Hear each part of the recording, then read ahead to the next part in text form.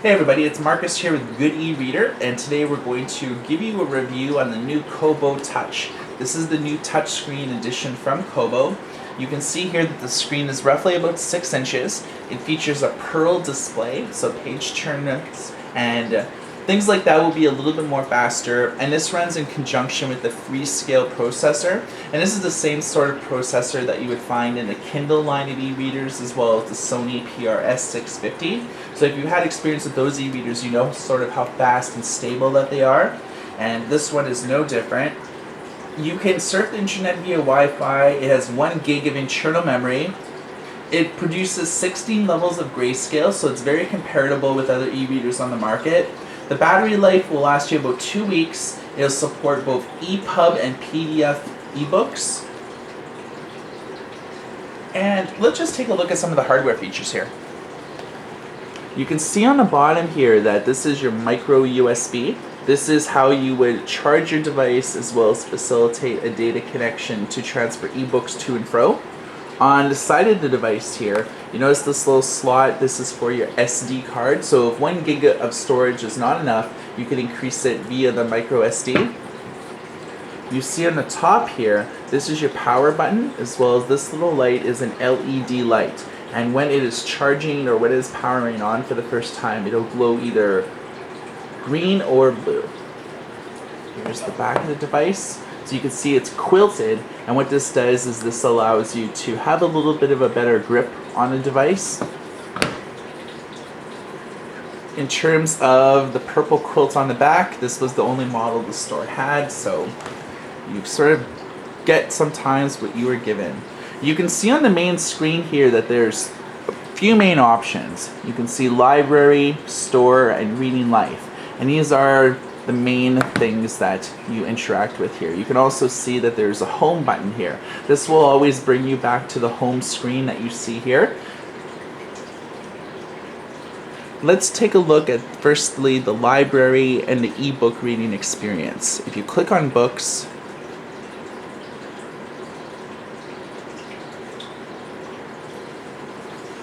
you can see here that these are all the books that are on the device. And there's a little arrow at the bottom. You can search your library for a particular book, as well as set up different viewing panes. Let's check out a Star Wars book that I have here. Okay, now here's how it looks. It's not too bad at all, but looks sometimes aren't everything. Let's check out how the page turn speeds go.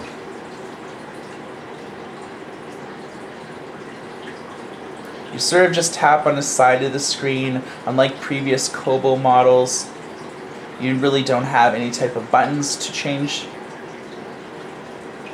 but you can either swipe or you can just tap. Now, when you're reading a book, there are a number of options that you can do. If you single tap in the middle of the screen, you'll get a pop-up menu here where you can go back to your library. You can access some menu options here, such as table of contents, update bookmarks. If you've made highlights, you can check them out. You can add them to shortlist and marked as finished. So what I'm going to do is I'm going to do add to shortlist. I'm going to explain shortlists in a moment. You can also change your fonts. As you notice here, there aren't that many fonts available. In a bit of a scoop, Kobo has emailed us and said that they're not happy with the amount of fonts that are displayed here either. So what they're going to do is in the future firmware update, they're going to add a whole whack of fonts. You can actually make text smaller and bigger. There's 16 different levels of being able to make it smaller or bigger. So we're going to single tap to get rid of that. Now, if you long tap, there's some different menus that appear here. You can see it says Save, Highlight, and Dictionary. What you could actually do is drag these little arrow keys, and I want to say highlight that. So I can highlight that. If I want to look up a particular word in a dictionary, I can simply long press again, and the word bound is highlighted. Let's see what it says in the dictionary. Okay, it looks up in the Webster dictionary, and it gives you all the different meanings, as well as multiple pages, how you pronounce it phonetically, and so on. And then you can press the X button to exit out of that. Okay, now I've made 2 highlights in this book. Say I'm editing like a textbook or something like that. How do I go back to all my different notes in the book? Well, I'm going to do a short press, and then I'm going to go to highlights. And here are 2 different highlights that I did, and these is both in chapter 4. And I can actually press this, and it should go back to the highlight. So this is sort of very handy for making notes, academia, things like that. So I'm pretty happy with that little feature. That's actually very unique. So what I'm going to do is I'm going to hit the home screen and go back to library. I don't have any newspapers or magazines, but if I did, they would be found in that option.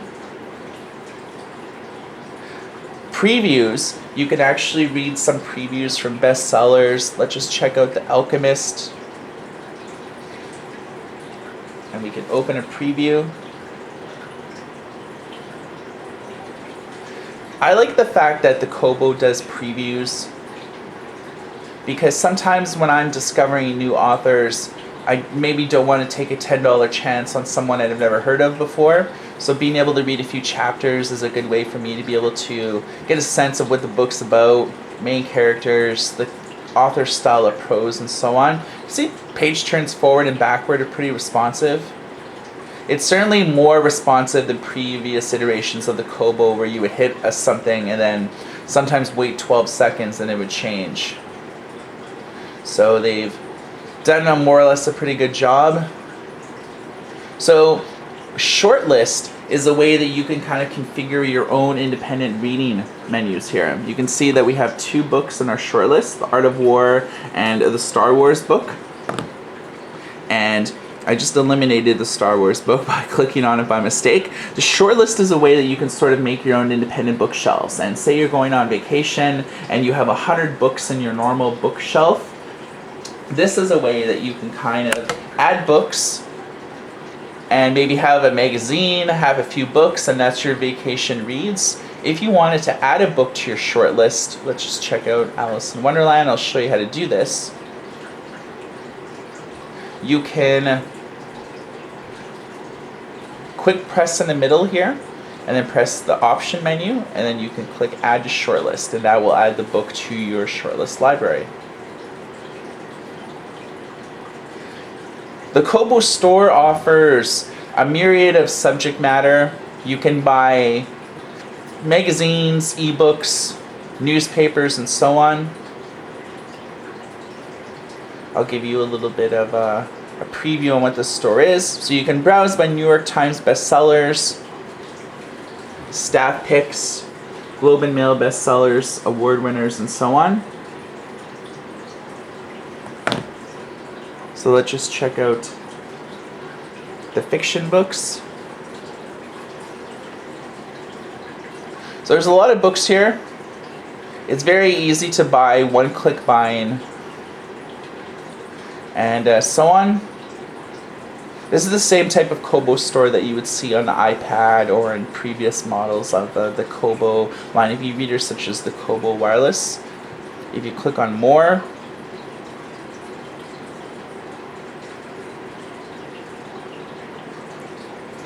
we are on a pretty fast Wi-Fi connection, but accessing the store sometimes is a little bit slow for some reason. Perhaps this could be all the people trying to access it day one. So we hit more, and we have all sorts of things. It's sort of like the big list, the master list of things that they offer.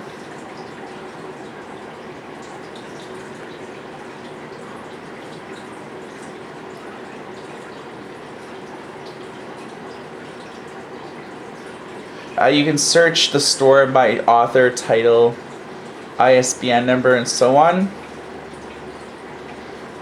Okay, let's check out Reading Life. Reading Life was made originally for the Apple iPad, and it gives you awards and statistics for reading. So you can see here that it is a new e-reader. So I don't have a ton of awards, but it tells me books that I've started, hours read, pages turned, and so on. It's kind of like a neat little way that it awards you a little bit of progression.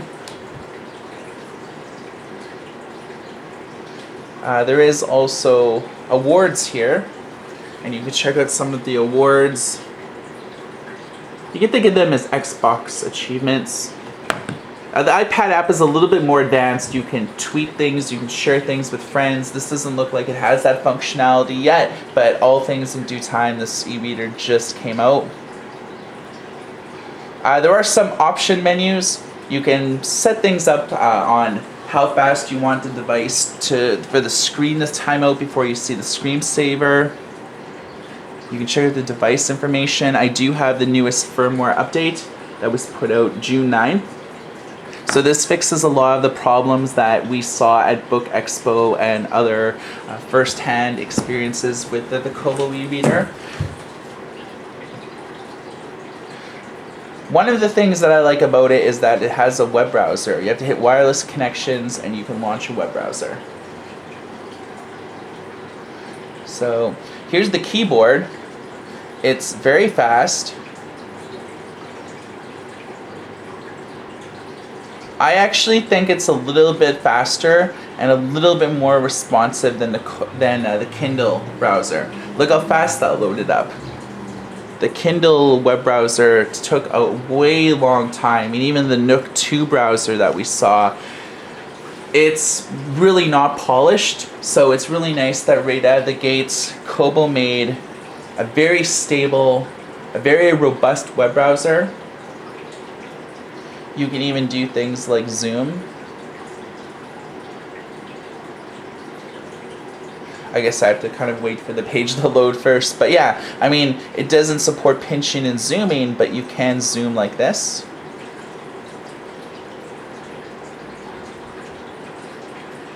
Since we are on the Good e-reader site, there are a ton of images here, so it does load pretty slow. Let's hit the menu button. You can add the favorites, set page as home, do some options. I think the web browser was a really pleasant addition. So that about wraps it up. One of the things that you should know when you first get your Kobo Touch is that you will need to download a new version of the Kobo Desktop Manager. I had an older version that I downloaded when I had my original Kobo and the Kobo Wireless, but you will need to visit the Kobo site and get a different version of the Desktop Manager just for the Kobo Touch. You won't really be able to use your unit, configure Wi-Fi, surf the internet, or do very much until you register your device. But once you do that, your account is hard-coded into the Kobo, so you can buy things with like one click and things like that. All in all, I really like this device. It is very responsive compared to the previous iterations of Kobo. It has a ton of different options. It organizes data really well. It makes shopping a breeze. The inclusion of its social media Reading Life is a good first step to be able to develop this further. So I think Kobo definitely hit a home run with this Kobo Touch. It brought the Kobo brand firmly into 2011 as far as their core technology goes. This new Kobo Touch is available in 6 different languages. Since Kobo has expanded its bookstore into Germany, Spain, France, and different countries in Europe, they will be offering localized versions of the Kobo Touch. So if English is not your forte, or if you live in Canada and you speak French, you can access the Kobo store in French. Or if you live in Germany and you want to download and read books in German as well as having your interface in German, you can do that. So this has been a review of the Kobo Touch e-reader. My name is Marcus. This is an exclusive Good e-reader video tutorial, and for all your e-reader needs, you can visit our retail partner Shop e-readers. That's www.shopereaders.com. If you live outside of Canada and the States and want to get your hands on the Kobo Touch, do business with them. And for all you e-reader needs, you can visit our blog at goodereader.com/blog, or you can see various YouTube videos that we've done on the Kobo Touch, as well as hundreds of other e-readers at youtube.com/user/goodereader. And this is an exclusive video tutorial. Everybody take care.